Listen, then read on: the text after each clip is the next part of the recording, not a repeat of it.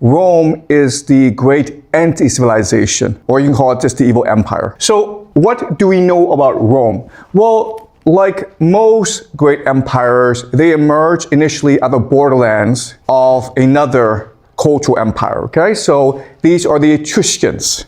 And the Etruscans are very similar to the Mycenaean Greeks. And as you can see, they're expanding throughout the Italian peninsula.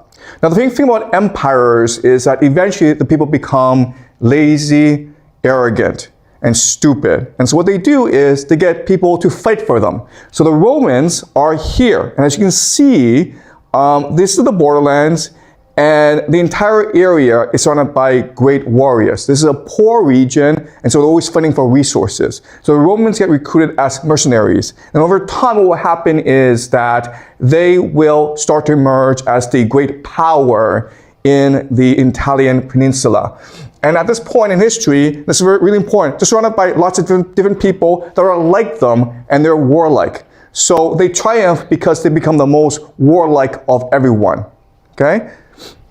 Their entire society is based on war. This is Etruscan civilization, and as you can see, it is very advanced. The Etruscan civilization is heavily in contact with the Egyptians and the Greeks, and as well as people around them, because they are seafaring people. And this is a civilization that will most heavily influence the Romans. As you can see, the Etruscans are always at war as well. And then as they become wealthier, they will recruit the Romans to fight for them. This is not a great map, but what this map shows you is the gradual expansion of Rome. So at first, as you can see, it is actually at the most disadvantaged location because it's surrounded by enemies. It is on flat land, and so it's not easily defensible, and it's not really by the coast, and therefore it's hard for it to trade. But because it is in such a disadvantaged position, it is forced to be the most martial, the most violent, the most militaristic, the most aggressive, and their culture evolves around that. And slowly over time, they're able to conquer the entire Italian peninsula and then expand to the Mediterranean. Okay, so this is another map that shows you Rome and how it's going to slowly expand over time. The way that it expands is through military conquest and then by building roads. And this is very impressive because if you've ever been to Italy, it is very hilly. So there's a tremendous effort to build roads. But once they build the roads, they're able to consolidate and navigate their empire. This is a map that shows you the geography of Italy. As you can see, it's very mountainous, and there are not many rivers, which tells us it's very poor. And because it's very poor, the people tend to be very unified, very aggressive, and they have a deep egalitarianism, because only by working together can you ultimately triumph over the other people, okay? So this is a main characteristic about Rome in the early days that you must remember. It is poor, it is small, and it is unified. So everyone knows each other. And so because of its geographic characteristics, we emerge its concept of liberty, all right? And its concept of liberty is obedience to the fathers, to history, to culture, because only by doing so can you survive as a people. Now, what's interesting about this is it's a different concept from the Greeks. And the Greeks believe that what liberty is the right to speak your mind in front of others. And as such, the major difference between the Greeks and the Romans is in Greece, citizenship is passed on from family to family. But in Rome, citizenship can be earned, okay? It's an open citizenship system. Why? Because if you just obey the fathers, the laws, the customs, then you can be a Roman citizen. And as such, what's going to happen is that as Rome expands, it's going to incorporate different people into its culture. And as a result, Rome has an advantage that Athens and Sparta doesn't have. Rome can always replenish its soldiers. And as such, it can afford to lose war after war after war. But as it does so, it gets stronger and stronger because it's learning with each defeat. Okay, and that is the secret to Rome's ultimate victory. The heart and center of Roman society is the Senate. This is where the leading families come together to discuss the fate of Rome. And at this time in history, when Rome is poor, this is not a problem because everyone knows each other and there's no real inequality, therefore there can be no corruption. And so these fathers, the senators, are representing the best interests of all Romans. But over time, as Rome becomes wealthier and wealthier, this becomes a huge problem, because as Rome develops more wealth, guess who gets all the wealth? These guys, okay? So we'll see this later. As Rome gets wealthier, Rome also becomes much more corrupt. All right, so the Greeks, the fighting system is the hoplites. The Romans use something called the legions. Now, there are some major differences between these two fighting techniques, even though for their time they are the most advanced. As you can see, the Greek hoplites are heavily armored, okay? And as such, each hoplite needs to buy his own armor, which means that hoplites tend to be small landowners, okay? They have a bit of wealth. The legionnaires can be poor because it doesn't actually require that much armor to be a legionnaire. Okay, that's the first thing. Second thing is that it actually takes a lot of training to be a hoplite. You basically have to spend years and years honing your skills because you fight in formation. The legionnaire, you don't need that much training, okay? You can actually go straight into battle. And the third major difference is that, as you can see, the hoplites, they are using heavy armor, shields, and helmets. The legionnaires are much lighter. The reason why is the legionnaires were developed to fight in a mountainous region. So they need to be able to climb, to hike up mountains in formation, whereas the Greeks are fighting more on flat land. Okay? So over time, what will happen is the legionnaires will overwhelm the hoplites. This is a typical Roman peasant. He's spending most of his time farming, and when it's required of him, he goes to war. Okay, he's not a full-time soldier. So the Greeks and the Romans will fight a series of wars. So as the Romans are expanding, they go closer and closer to the coast. And here are a lot of Greek colonies. And the Greeks are losing to the Romans, so they call for help from the compatriots across the sea. And a king named Pyrrhus of Epirus, he decides to take advantage of this opportunity to go conquer Italy, okay? So he and his hoplites sail over to Greece, and they are destroying the Romans. Battle after battle, Pyrrhus is defeating the Romans. And then he finally says, you know what?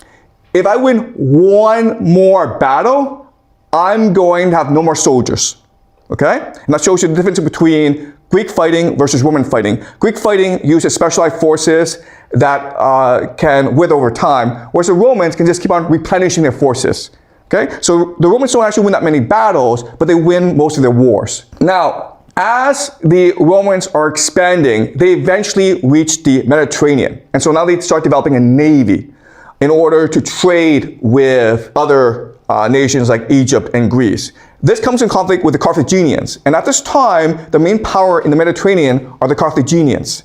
Now, and they will fight a war that lasts decades, 100 years. And ultimately, Rome will triumph. And the main reason why that Rome triumphs, and this is really important for you guys to understand, is the main difference between Carthage and Rome is Carthage is rich, Rome is poor, okay? Why? What does this matter? Because if you're rich, what you can do is hire mercenaries to fight the war for you, and that's what Carthage does.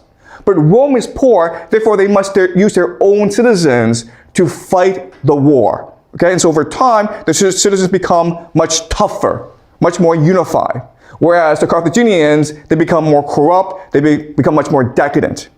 And because the Romans are more invested in the war, they will fight to the end, whereas the Carthaginians are business people. They're traders, okay? They're very known for their sharp business skills. And so they do a cost-benefit analysis and be like, you know what? This war is going to cost us more than if we just surrender, okay? So the Carthaginians surrender the first Punic War, they surrender the second Punic War, and the third Punic War, guess what happens? They're going to be wiped out by the Romans, okay? So that's what the Roman mentality is. If we fight you, we'll fight you to the death. And if we beat you, we will kill every one of you. Okay? That's just the Roman war mentality, and that's why they ultimately triumph in the end. So this is another map that shows you the conflict between the Carthaginians and the Romans. This is the Second Punic War, okay? So Carthage over here, it's expanded to Spain, and there are lots of silver mines in Spain. Rome right now, it's still pretty small, okay? But again, because the Romans are dedicated towards war. That's the only thing they know. That's the only thing they're good at, okay? They will eventually triumph over the Carthaginians. We actually don't know that much about the history of Rome, okay? But the most famous episode during the Second Punic War is when a Carthaginian general named Hannibal Barca, okay, he's in Spain and he decides he's going to go destroy Rome. And the way he does it is by crossing the Alps, okay? So these are Alp mountains, and for the longest time, the Romans thought that this was a natural barrier. And what Hannibal Barca will do is he will cross the Alps with his war elephants and his army, land in Italy, and start attacking Rome. And in 3 decisive battles, Hannibal will destroy the entire Roman army, okay? He will wipe out the entire Roman army. And at this point in history, Rome needs to surrender, okay? So Hannibal sends an envoy to the Senate and tells them, I've destroyed every single one of your soldiers. You have no more army. Therefore, I am willing to talk peace terms. And the Senate is like, screw you, come get us. Okay? And this marks a turning point in Roman history. So let's look over some of the major events. This is Hannibal crossing the Alps, okay? One of the most famous military feats in human history. This is the Battle of Trebia, one of the first major battles, where even though Hannibal is undermanned and he's in enemy territory, what he will do is he will use a series of brilliant military maneuvers to ambush his enemies. Okay, so these are the Romans. As you can see, what's going to happen is the Carthaginians, their horsemen, lies in the marsh, and then they will sneak up and destroy the Romans from the rear, okay? That's the first major battle. And this is the most famous battle. This is a battle called the Battle of Cannae. Okay, and this is what we call a double involvement strategy, where what will happen is that the two armies meet, and then Hannibal will send his cavalry on the wings.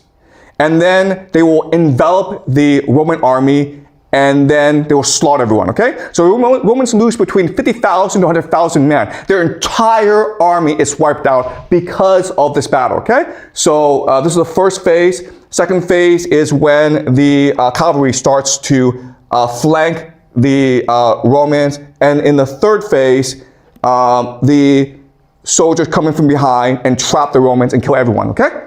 So this is the most famous battle in military history. Now there's a problem with this battle, which is this has never happened before in human history.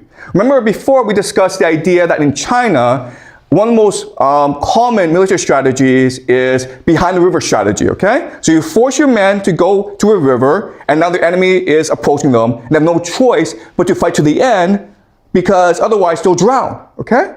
But if you can see this situation, it's very similar. The Romans are in a very similar situation, where they're being surrounded by enemies on all sides, right?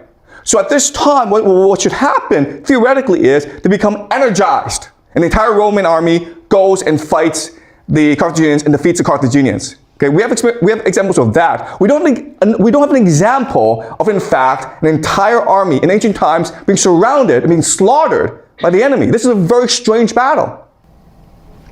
In fact, if you ask ChatGPT, which battles have used double involvement strategy, basically you have Battle of Cannae, okay, we have that, but the next one is 1940 in World War II. Now the difference, of course, is that by the time you hit the 1940s, you have machine guns, you have tanks. So if you start an enemy, you can destroy your enemy, but not in ancient times, okay? In fact, the closest parallel that we have is the Battle of Marathon. But some historians suggest, okay, so even historians disagree whether or not the Battle of Marathon was actually a double involvement strategy. This makes no sense. This battle strategy makes no sense from a military perspective. Also, we can't find the damn place. You would think this is this huge battle, 50,000, 100,000 Romans are dead, there'd be a lot of bodies. We can't find the damn place, okay? Look, there's no archaeological evidence to prove the battle took place. We don't have any evidence. That's kind of strange, okay? Yeah, but maybe it's because of the weather, or, we don't know, okay? All right, guys, so what's going on here? Okay, so on YouTube, someone asked me, how do we know what history is true or not? Okay, now, you would think the answer is, you just ask historians whether it's true or not, and you know the answer. The problem is that every historian that you talk to tells you the Battle of Cannae must be historical fact. It must be, even though we don't have any evidence for it.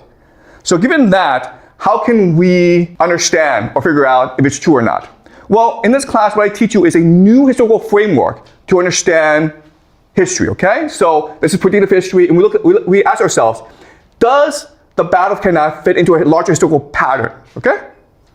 Second question we ask is, does it make sense according to game theory? And the third question is, does religion explain the battle, okay? And when we do this, when we use this framework to understand the Battle of Cannae, our conclusion must be, it didn't happen, it was completely made up, okay? The Battle of Cannae did not happen. So why? Well, first of all, when we have these great military generals like Hannibal Barca, they tend to become a king, okay? So think of Napoleon, or think of Julius Caesar. Hannibal Barca is the first general that we have that conquered all of Rome and decided, I'm gonna sit back and like retire for the next 50 years, okay? Never happened before. Why didn't he go back to Carthage and claim the kingship, right? Okay, that's the first problem. Second problem is game theory. So if you read Roman history, what they will tell you is that Hannibal, after the Battle of Cannae, he was stuck in Italy without resources. Then the question is, why did he go to Carthage, conquer the place, and demand the resources he needs to win against Rome? Why is he sitting back? Also remember, this is a guy who crossed the Alps on his own initiative. The Carthaginians told him, don't start a war with Rome, Hannibal. And then Hannibal was like, nah, I'm gonna go across the Alps. Thank you very much, okay? So this makes absolutely no sense whatsoever. And then from a religious perspective, how can we explain why Hannibal did what he did? And the Roman historians will tell you, oh, it's because his father lost against Rome. He wanted revenge on behalf of his father. That makes no sense, guys, okay? Usually when a Napoleon emerges, it's because he thinks he's a son of God. Think of Napoleon, think of Alexander the Great, think of Julius Caesar, okay? They all have a messianic calling, a divine mission. So from this, only conclusion can be, first of all, Battle of Cannae did not happen. There's no way it could have happened. And second thing is, you can also say that Hannibal Barca did not exist as a person, all right? But then this leads us to a really huge problem, which is, why would the Romans just make this stuff up? Why? Why would they say, we fought this battle and 100,000 of our men got killed by this Carthaginian general Hannibal, who's smarter than us, okay?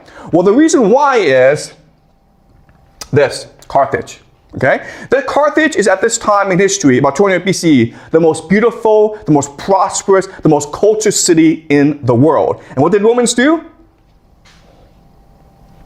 They burned it to the ground and killed everyone, okay? That's just the Roman way. Now, this is a siege of Carthage that lasted many, many years in the Third Punic War. The Romans, if they don't like you, they will come and kill every one of you, okay? And that's what they did in Carthage. Now, during this war, a Greek named Polybius, okay? Polybius was a hostage of Rome, and he became the official historian of the Roman Empire. So this is a guy who invented the Battle of Cannae. Why? To justify the burning of Carthage, right? Because the Romans are like, why did we kill the Carthaginians? Because that's what we do, man, okay? But Polybius is Greek, and he understands that, if Rome, you're gonna be an empire, you need people on your side. You can't go around just killing people. You need to explain your actions. So in other words, Polybius, in order to justify the Roman Empire, create this entire history of the Second Punic War that didn't really happen, okay? Because now it's like, okay, well, the Romans felt threatened by Hannibal, right? Hannibal was going to destroy them. And so they all saw Carthage as a threat, and therefore they had to destroy Carthage. Now it's much more reasonable, okay? So Polybius basically made up the entire history of Rome. The thing to remember about history is that if you're a military power, you don't write history. Why? Because you're not capable of reflection. You're not capable of deep cultural production. Okay? So the Romans won all these battles and got the Greeks to write the history for them, to just justify why they did what they did. Okay? Does that make sense, guys? All right? So again, I hate to say this, but basically, all Roman history is complete nonsense.